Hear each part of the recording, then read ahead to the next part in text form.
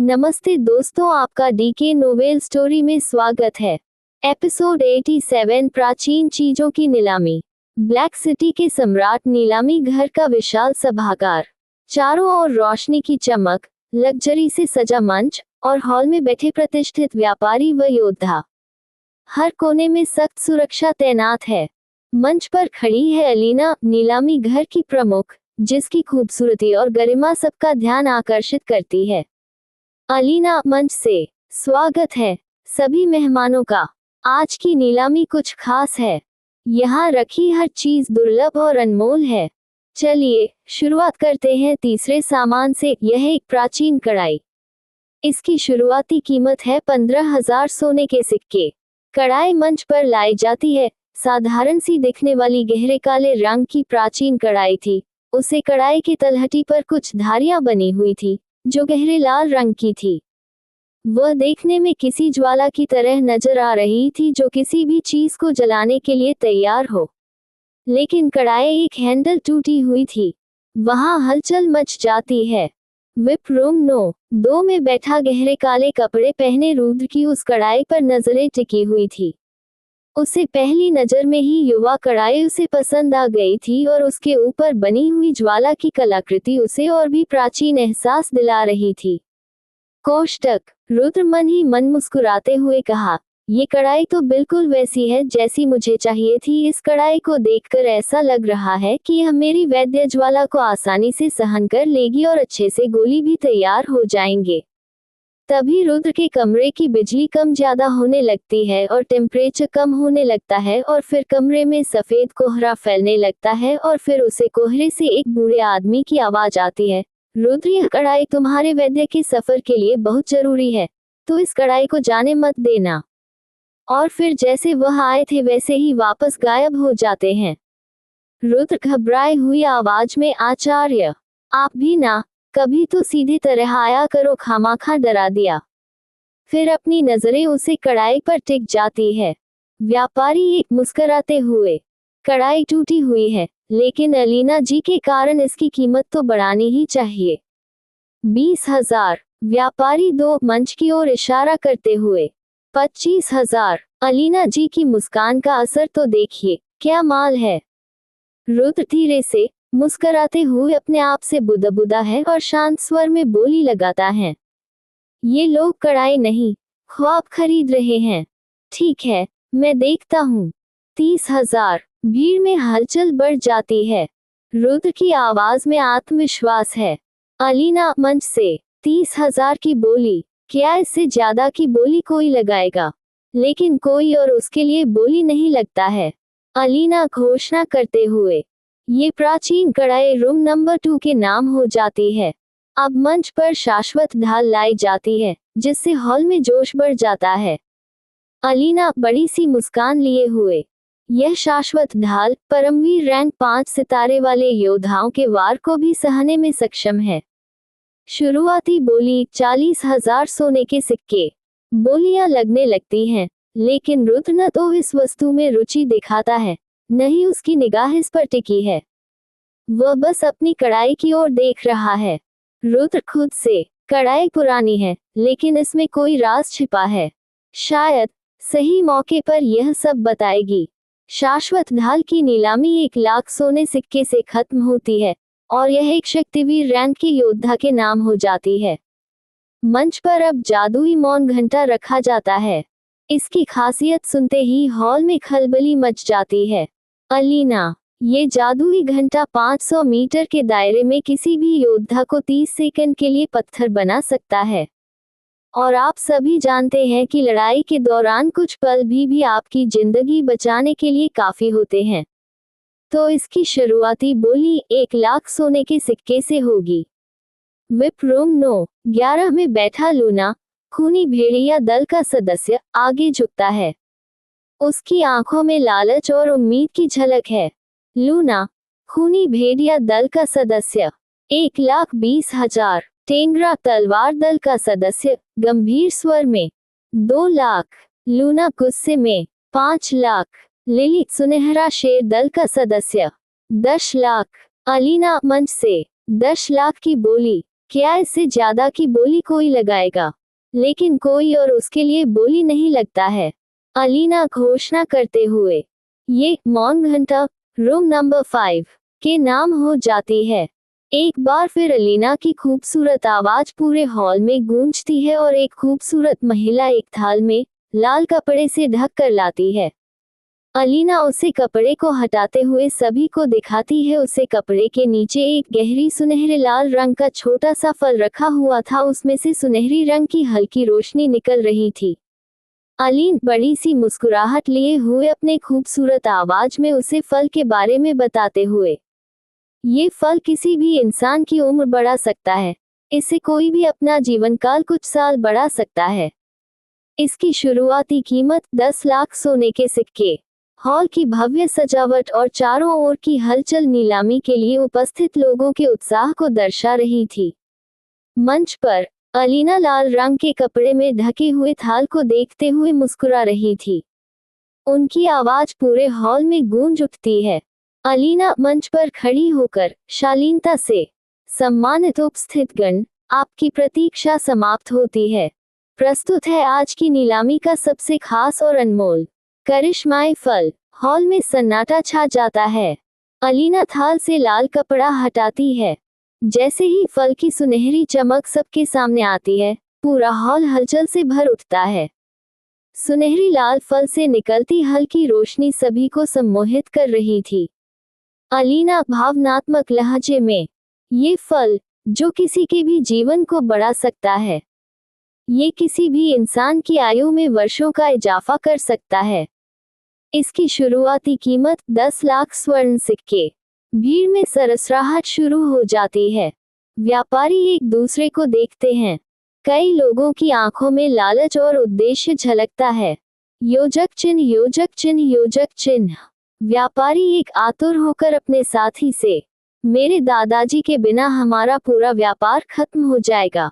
उन्हें बचाने का यही एक रास्ता है। ये फल हमें लेना ही होगा।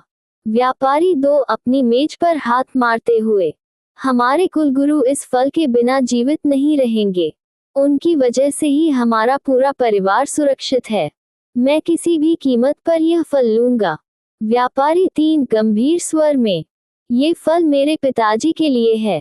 उन्होंने अपनी सारी उम्र हमारी रक्षा करते हुए बिता दी। अब उन्हें बचाने की मेरी बारी है। हॉल में हर व्यक्ति अपने अपने कारणों से फल को हासिल करने के लिए उतावला दिख रहा था।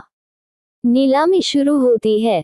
भीड़ में हलचल मच जाती है और हर कोई इसे हासिल करना चाहता है, क्योंकि योद्धाओं की उम्र यहाँ पर उनकी शक्तियों के साथ ही बढ़ता है। जैसे कि एक साधारण इंसान की उम्र 100 साल है, लेकिन यदि वह योद्धा बन गया तो उसकी उम्र में 50 वर्ष वृद्धि हो जाती है, और जैसे ही वह शक्तिवीर रैंक का योद्धा बनता है तो उसकी उम्र में 100 वर्षों की वृद्धि हो जाती है, और इसी तरह से हर रैंक के साथ योद्धा की उम्र भी बढ़ने लगती है। लेकिन कुछ योद्धा ऐसे भी होते हैं जो किसी एक ही रैंक में अटक जाते हैं और उनकी उम्र भी पूरी हो चुकी होती है। ऐसे में उन्हें जीवित रहने के लिए इस तरह के फलों की आवश्यकता होती है, जिससे उन्हें अपने रैंक बढ़ाने के लिए कुछ वर्ष मिल जाते हैं और फिर भी अपना रैंक बढ़कर अपनी उम्र और बढ़ा लेते हैं। रुद्र अब तक चुप था, लेकिन इस फल को देखकर वह मुस्कुराता है। योजक चिन्ह, योजक चिन्ह, योजक चिन्ह। व्यापारी एक तेज आवाज में, 10 लाख स्वर्ण सिक्के। व्यापारी 2 जोश में, 15 लाख। व्यापारी 3 तुरंत, 20 लाख। व्यापारी 4 हाथ उठाते हुए, 30 लाख स्वर्ण सिक्के। हॉल में बोली लगातार बढ़ रही थी। कुछ लोग बेचैनी से पसीना पोंछ रहे थे, तो कुछ लोग अपनी अगली बोली लगाने के लिए तैयारी कर रहे थे। योजक चिन्ह, योजक चिन्ह, योजक चिन्ह। कमरे में बैठा रुद्र पूरी स्थिति को मजे से देख रहा था। उसकी आंखों में हल्की शरारत और चेहरे पर एक चिरपरिचित मुस्कान थी। रुद्र खुद से हल्की हंसी के साथ, इतने साल और जीकर क्या करेंगे ये लोग? मौत से भागकर कोई अमर थोड़ी हो जाएगा। मगर पैसा खर्च करने का जुनून देखो, मजा आ गया। वह आराम से अपनी कुर्सी पर टेक लगाकर सब कुछ देखता रहा। व्यापारी 5 जोर से चिल्लाते हुए, 50 लाख स्वर्ण सिक्के। लूना क्रोध और लालच के साथ, 70 लाख। टेंगरा आवाज बुलंद, 1 करोड़ स्वर्ण सिक्के। अब नीलामी में केवल बड़े व्यापारी और धनवान लोग बचे थे। हॉल का माहौल गहमागहमी से भर गया था। इसी बीच एक गहरी आत्मविश्वास भरी आवाज गूंजती है। बलवंत राय अपने स्थान से खड़े होकर, 10 करोड़ स्वर्ण सिक्के। हॉल में अचानक सन्नाटा छा गया। हर कोई दंग रह गया। बलवंत राय की यह बोली सबकी पहुंच से बाहर थी। अलीना मुस्कुराते हुए, और यह करिश्माई फल रूम 9 के नाम हुआ। तालियों की गड़गड़ाहट से हॉल गूंज उठता है। बलवंत राय उठकर मंच की ओर बढ़ते हैं और थाल से फल को उठाते हैं। उनके चेहरे पर विजय की चमक थी। रुद्र खुद से, ये लोग इतने साल जीकर करेंगे क्या? इतने साल जी लिया है, ये काफी नहीं है क्या इन लोगों के लिए? और हंसने लगता है। भव्य नीलामी हॉल में हलचल धीरे धीरे थमने लगती है। करिश्माई फल की नीलामी खत्म होने के बाद अब सबकी नजरें मंच पर टिक गईं। मंच पर अलीना एक बार फिर अपनी मुस्कान और आत्मविश्वास भरे अंदाज में सामने आती है। इस बार उनके हाथ में एक और थाल है, लाल रंग के कपड़े से ढका हुआ था। हॉल में सन्नाटा छा जाता है। सभी की नजरें कपड़े से ढकी थाल पर ही जात दिखती हैं। अलीना अपने मोहक अंदाज में, सम्मानित उपस्थितगण, अभी हमने जीवन बढ़ाने वाले फल की नीलामी देखी, लेकिन अब हम पेश कर रहे हैं एक ऐसी वस्तु जो जीवन को बचा सकती है, लाल अमर बेल। अलीना थाल से धीरे धीरे लाल कपड़ा हटाती है। जैसे ही बेल की झलक सबको मिलती है, जैसे ही वह कपड़ा हटाया गया, सबके सामने एक गहरे लाल रंग की जड़ थी, जिसके अंदर से कुछ पीले रंग की बेलें बाहर आ रही थी, जिसमें से हल्की सुनहरे रंग की रोशनी बाहर आ रही थी। उसकी गहरी लाल रंगत और उस पर फैली हल्की चमक हर किसी को मंत्रमुग्ध कर देती है। अलीना भावपूर्ण आवाज में, यह अद्भुत जड़ी बूटी 100 पुरानी है और यह किसी भी प्रकार के जहर को खत्म करने की क्षमता रखती है। ये केवल जहर ही नहीं, बल्कि कटे हुए अंगों को भी जोड़ने में सक्षम है। ये बेल दुर्लभ है और इसे प्राप्त करना लगभग असंभव है। इसकी शुरुआती कीमत है 50 लाख स्वर्ण सिक्के। हॉल में गहमागहमी शुरू हो जाती है। हर कोई उत्सुकता और लालसा से इस जड़ी बूटी को देख रहा है। अलीना की आवाज अब पूरे हॉल में गूंजती है। व्यापारी एक हाथ उठाते हुए, 50 लाख। व्यापारी 2 आतुरता से, 55 लाख। व्यापारी 3 झट से, 60 लाख। लूना कड़क आवाज में, 70 लाख। टेंगरा जोश में, 1 करोड़। नीलामी तेजी से आगे बढ़ रही थी। हॉल में हलचल बढ़ गई थी। हर बोली के साथ प्रतिस्पर्धा और तेज होती जा रही थी। कमरे में बैठा रुद्र अब तक शांत था। उसकी आंखें हर पल नीलामी पर टिकी थी। 100 पुरानी लाल अमर बेल को देखकर उसकी रुचि जाग चुकी थी। उसके चेहरे पर हल्की मुस्कान थी और उसके दिमाग में कई विचार उमड़ रहे थे। उसका दिल खुशी के मारे उछल रहा था। कोष्टक, रुद्र धीरे से, खुद से, यही तो चाहिए, ये जड़ी बूटी अनमोल है, कई जिंदगियां बचा सकती है, लेकिन असल में मुझे इसकी जरूरत क्यों है, ये सिर्फ मैं जानता हूँ। वह अपनी कुर्सी पर थोड़ा आगे झुकता है, मानो अब खेलने का समय आ गया हो। लिली उत्तेजना में, 1 करोड़ 10 लाख। व्यापारी 5 जोर से, 1 करोड़ 20 लाख। लूना आंखों में क्रोध लिए, 1 करोड़ 50 लाख। सभी व्यापारियों और धनवानों के बीच तनाव बढ़ता जा रहा था। हॉल में हर बोली के साथ सरसराहट और आवाजें बढ़ती जा रही थी। तभी एक आवाज गूंजती है जो हॉल को शांत कर देती है। रुद्र साहसिक लहजे में, हाथ उठाते हुए, 2 करोड़। पूरे हॉल में सन्नाटा छा जाता है। हर कोई कमरा नंबर 2 की ओर देखते हैं। कुछ व्यापारी निराश होकर सिर झुका लेते हैं। लूना गुस्से से अपने दांत भींचती है, लेकिन चुपचाप बैठ जाती है। टेंगरा, जो अब तक हावी था, गुस्से में मेज पर हाथ मारता है, लेकिन रुद्र की बोली से अधिक की बोली लगाने की हिम्मत नहीं करता। अलीना चमकती मुस्कान के साथ, 2 करोड़ स्वर्ण सिक्के। और कोई बोली। पूरे हॉल में खामोशी छाई रहती है। अलीना घोषणा करते हुए, तो यह अद्भुत लाल अमर बेल कमरा नंबर 2 वाले के नाम हुई। अलीना का जादू। नीलामी के बाद अलीना मंच से नीचे उतरती है। हर कोई उसकी ओर देखता है। वह गंभीर लेकिन मुस्कुराती हुई हॉल से बाहर निकलती है। व्यापारी एक धीरे से। हर बार अलीना की खूबसूरती देखने के बाद लगता है कि मैं सब कुछ हार जाऊं, बस उसे पालूं। रुद्र हंसते हुए खुद से। आज नीलामी में खूबसूरती तो नहीं थी, लेकिन ख्याल बुरा नहीं है। नीलामी घर के विशाल हॉल में माहौल गहरा और गंभीर था। सैकड़ों आंखें मंच पर केंद्रित थीं, जहां अलीना खड़ी थी। उसके व्यक्तित्व की आभा और उसकी आवाज में ऐसी खिंचाव था कि हर कोई उसे ध्यान से सुन रहा था। मंच पर एक भारी, चमचमाते कपड़े में ढकी वस्तु रखी थी। नीलामी के इस अंतिम चरण ने हर किसी के दिलों की धड़कनें बढ़ा दी थी। अलीना गहरे, आत्मविश्वासी लहजे में, सम्मानित योद्धाओं, व्यापारियों और शक्तिशाली व्यक्तियों, आज की नीलामी का यह अंतिम और सबसे महत्वपूर्ण क्षण है।